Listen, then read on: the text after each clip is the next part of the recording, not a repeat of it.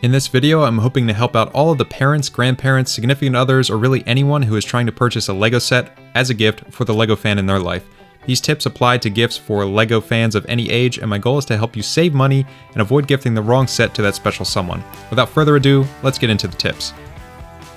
There are so many possible LEGO sets to buy that you want to avoid two big pitfalls. 1. Buying a set that your loved one already owns, or 2. Buying a set that doesn't interest them at all. So what I recommend is taking a quick inventory of what they already own. Just do a quick browse through their collection and look for themes like Star Wars or maybe City.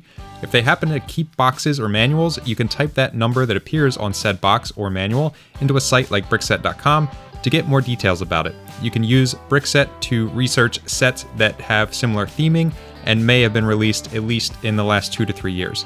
Which brings me to my next point.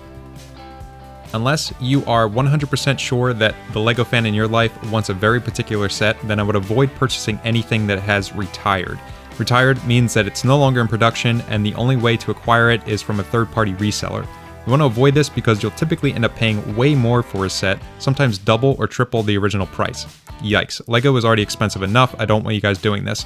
You can check if a set is retired in 2 ways. One, by going back to brickset.com and looking at this information on the right-hand side about availability. Also check the MSRP, which is what the price should be listed at any retailer. 2, you can just shop on LEGO.com. If a set is available, they should have it at MSRP. But once you find a set that you want to buy, you should shop around for discounts, which brings me to tip number 3. It's very common for sets, especially sets under $100, to be discounted at third-party retailers like Amazon, Target, Walmart, etc. Once you've selected the set that you want to purchase, head on over to all those popular sites and see which one has the best deal. Like I said, you'll typically find 20% discounts on most sets under $100, especially around the holidays. Any discount higher than 20% is a really good deal. I know I said 3 tips, but here's a bonus tip if you made it this far. In some cases, the only place you can purchase a set will be from LEGO.com. These are sets exclusive to the LEGO store and sometimes referred to as direct-to-consumer or DTC sets for short. They are usually more expensive sets, above $100, and the easiest way to spot them is if they are available on LEGO.com but not available at any other third-party retailer. If the set you want to purchase fits this bill, then I have 2 quick pointers for purchasing from LEGO.com. 1. Sign up for LEGO VIP. This isn't a credit card or anything like that. It's a simple loyalty program that helps you acquire points that you can cash in for money to spend on LEGO.com in the future. The point system shakes out to something like $4 for every $100 you spend or a 4% kickback.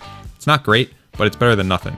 Pointer number 2 is purchasing when a promotion is happening. Each month, LEGO.com will be running a limited time promotion. It's usually an exclusive set that is free with a purchase of $75 or $100. It varies.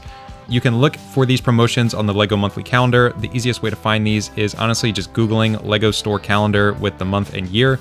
LEGO releases these month by month, so you won't find a calendar for a month that is, say, 2 to 3 months away, but you should at least be able to check what's happening in the following month.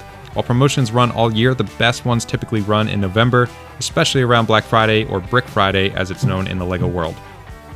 Hopefully these tips help you save some money and purchase the perfect gift for the LEGO fan in your life. If you want suggestions for which sets to buy this year, I plan on making that video next, and it will be linked above and in the description below once it's complete. In the meantime, if you have any questions, please drop a comment below. I'm really good at responding.